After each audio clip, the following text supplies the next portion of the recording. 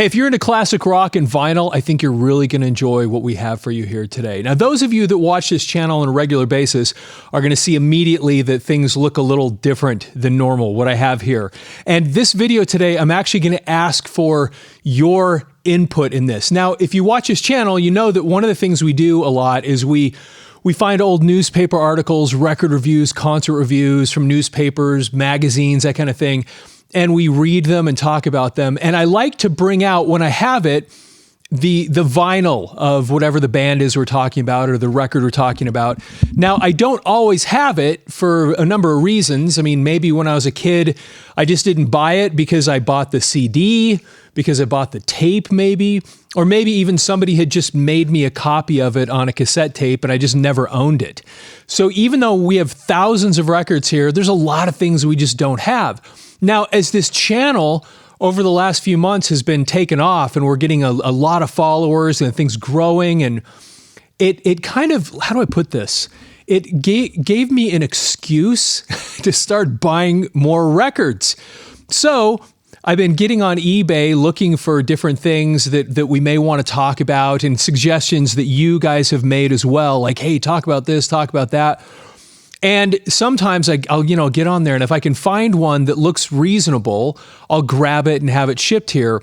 And so anyway, that's what this is. And I'm not 100% sure what's in these packages, but I think I know because I've ordered a lot of records. But I thought it'd be fun just to try this, to open these things up on camera so you could kind of experience it with me. And then the kind of input that I would like from you is I ordered these with the purpose or the intention of doing some of the normal videos that we do, looking up some newspaper articles, record reviews, or maybe they're things I've already found and I just wanted to get the record. But what would be great is if you could put down in the notes any information that you think is important about this particular record. So when we make the video, we can call you out, say, hey, this person had, talked about this particular thing related to the record and what have you. And I think that'll actually add to the video when we go to make these things. So there's a few records here, and we'll just kind of open these up and see what's in here. So let's see, here's the first one. Got my scissors, and we're gonna cut into this and see what they have, see what we've got going on in this one.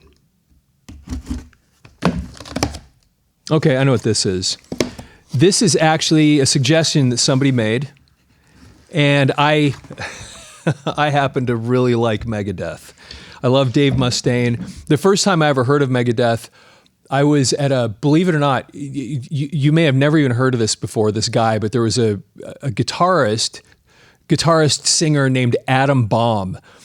And I was at a concert. He put a record out a million years ago. I can't even remember what the thing was called, Fatal Attraction. And Sandy Slavin from Riot was in there. I think Phil Fate was in there. And Jimmy Crespo that played with Aerosmith on Rockin' a Hard Place. I think that was the one. Anyway, they were all touring with this guy named Adam Baum. Went to see Adam Baum in concert. I think there were maybe 20 people in this 1,500 seat place. Anyway, so we're waiting for the band to come on. This guy sitting next to me starts talking to me about this band called Megadeth. Never heard of him before. And then of course, it wasn't long after that everybody was talking about Megadeth. And so I kind of became a fan. I took my son to see them in concert in South Dakota a few years back, and it was just so cool. And I like Dave Mustaine. But this is a classic one right here. And I didn't have the vinyl, and although I loved the music on this thing. But anyway, that's why I ordered this one. Take a look at the back here, and you've got David Ellefson, who everybody is kind of like was a staple in Megadeth off and on for a long, long time. There's Dave Mustaine, of course. And then let's see here, Peace Sells, amazing tune. I think for a lot of people, that is one of the consummate Megadeth tunes. And the way the words, what do you think I'm not, what do you mean I'm not kind? Just not your kind. I mean, it's so great. I mean, I love this stuff.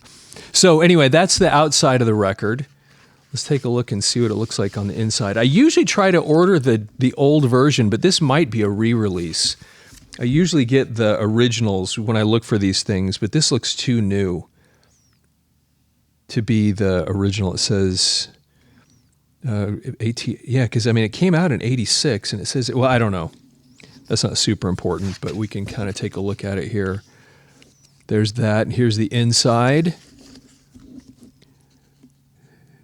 Wake up. Yeah, this is really fun. Okay, so it looks like this is the actual record holder and what have you. So anyway, that's what the inside, at least on this printing. Yeah, it says 86. It just looks way too new to be the original printing. Like I said, I usually try to get the original ones because I don't. I usually don't buy new printings of records. Sometimes. Anyway, there you go. So again, if you know anything about this, if you have thoughts about it, things that maybe we won't think to talk about, or just your personal thoughts on the music and what your favorite stuff was, put it in the comments.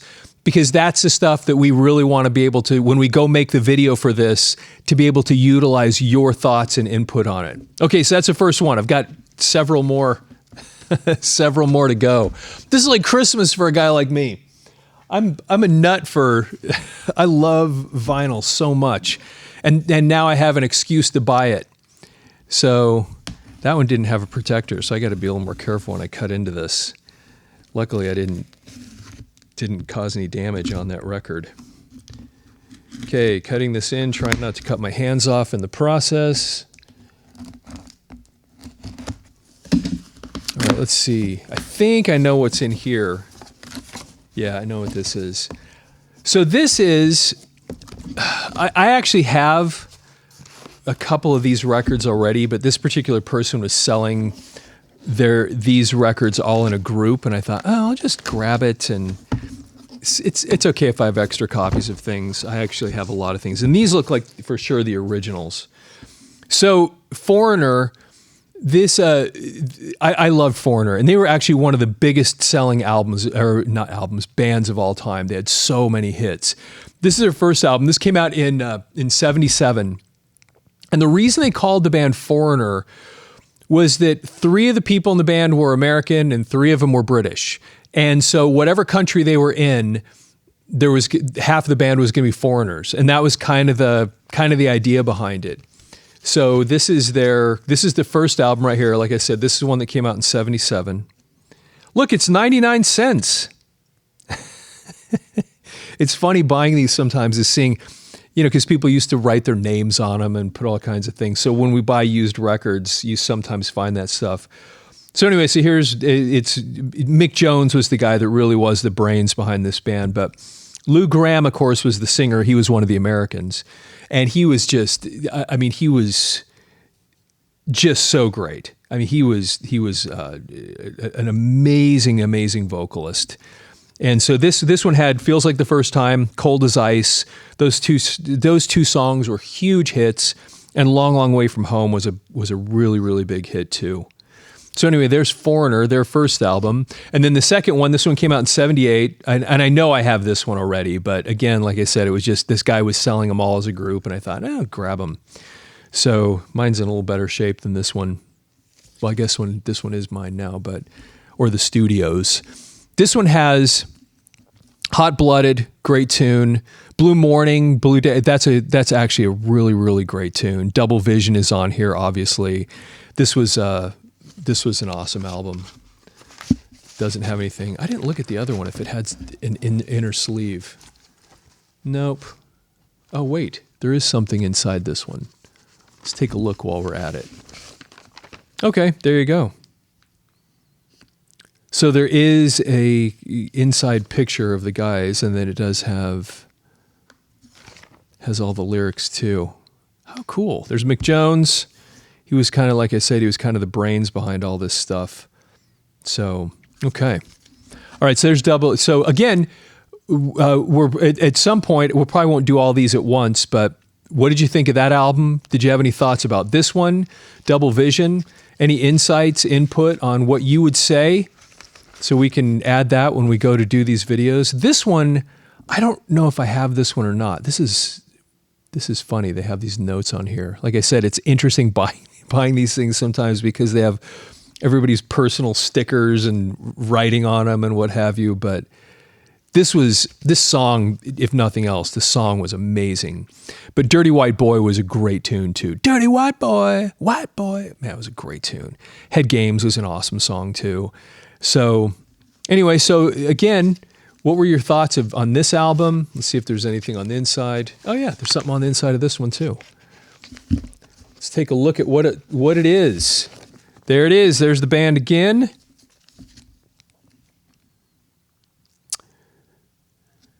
There you go. And then the other side, lyrics.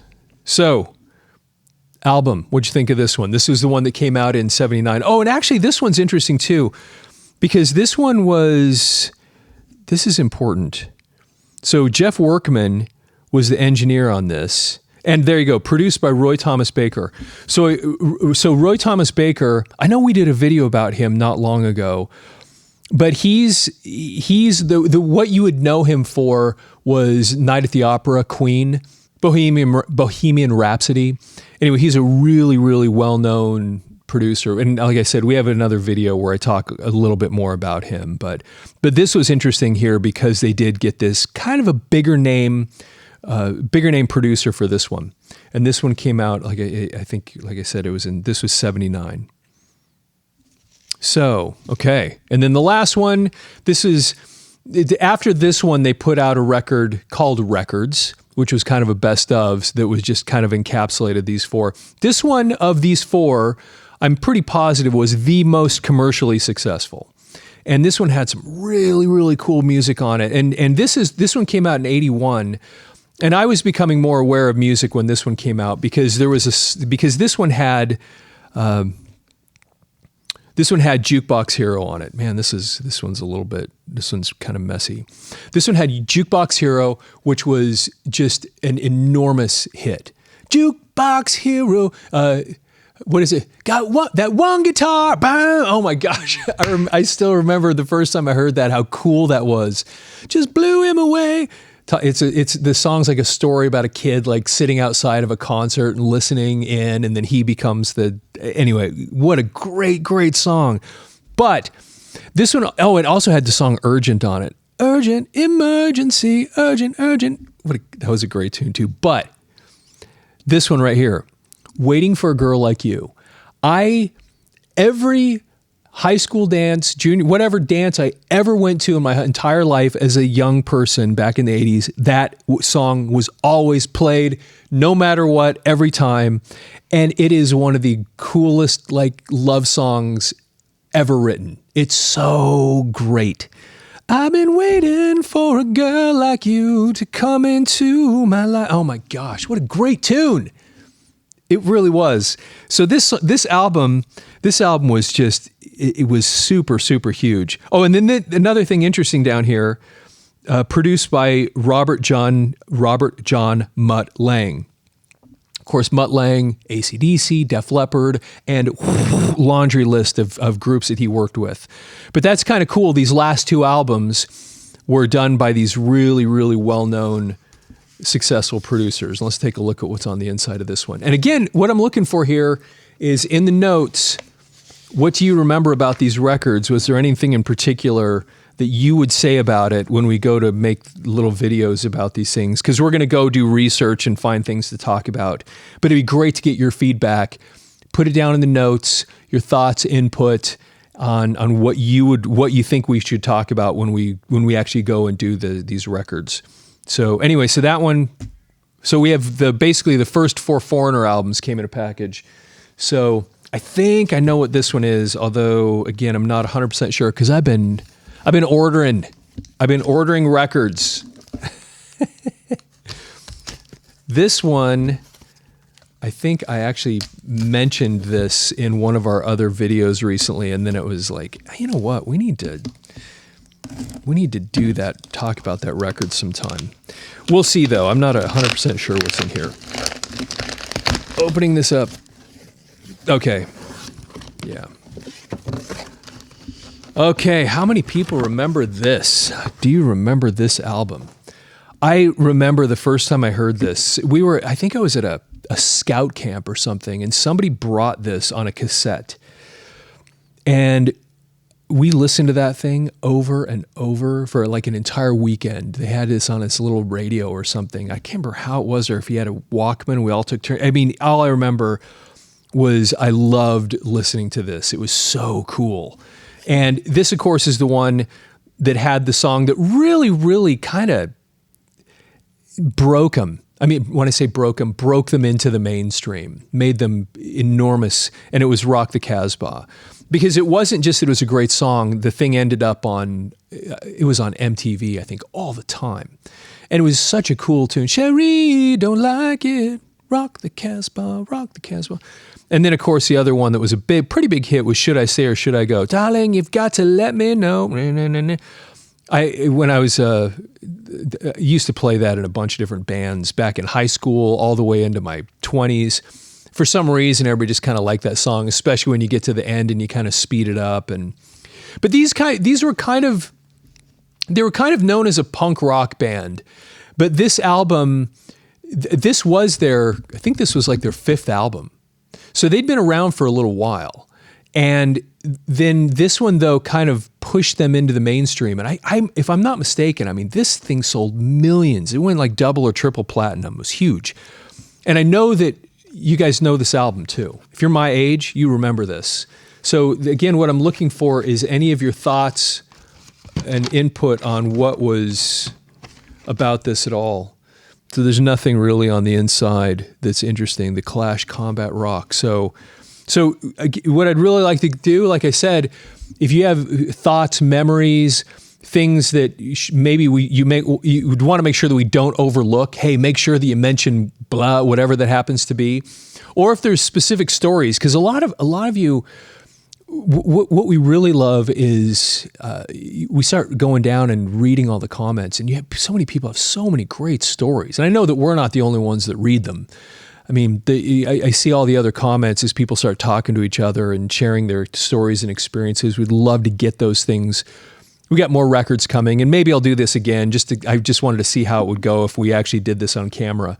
But the most important thing here is on any of these records, the Megadeth, Peace Sells, But Who's Buying, first 4 Foreigner albums, Clash, Combat Rock, let us know your experiences. Put things down in the notes. What are things about this information that you think people really need to know this or remember this about this record? It'd be just little facts and figures, that kind of stuff. We love getting that stuff, that we can share that in the video. And then, of course, as always, please like the video. If you're not following the channel already, please follow the channel. And also, if you're a vinyl lover, I know other people, there's a lot of people that are today. Take this video and go share it. Just with anybody that you know that's into vinyl, just because the vinyl experience of music is unlike anything else that's ever existed.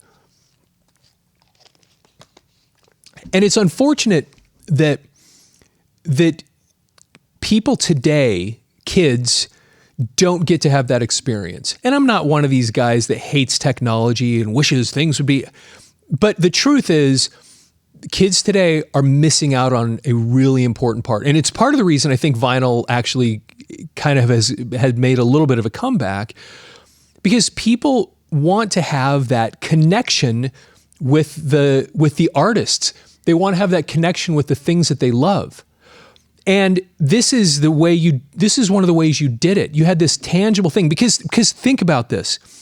When vinyl is involved, it's not just the music. It's a multi-sensory experience. And people today, kids today, miss out on that part, because all they really do is they hear it. They might see a video, that's possible too, but there's all these other things that you miss out on.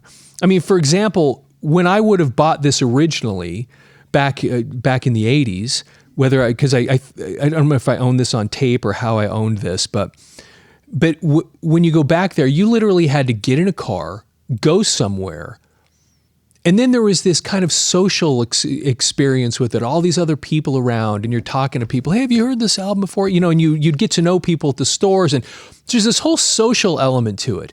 And then you pay for it. So you have a day job or something, and you're actually turning your work into a purchase.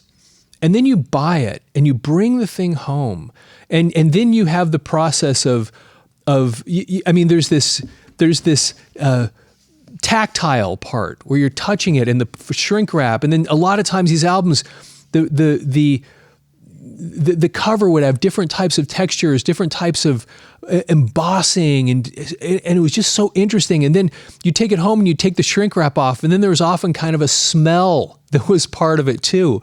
And then you pull it out, and then you have the sound of, removing the record from the package, putting it on the turntable, putting the needle down, and then reading.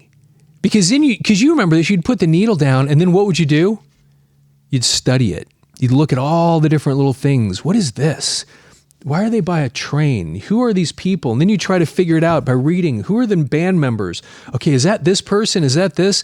And then you look at all the little stuff on all these records. And imagine, you buy something like this, and then you just sit and study all the things in the video, and then you'd read the lyrics, and then it would get to the end of the record, and you have to flip it over. I mean, there was so much to it. It was such an amazing. We had this totally different relationship with music back then. Today, it's just this very passive experience, and again, I'm not one of these, boy, back in the old days. But this is one of those things where, unfortunately, that experience is lost.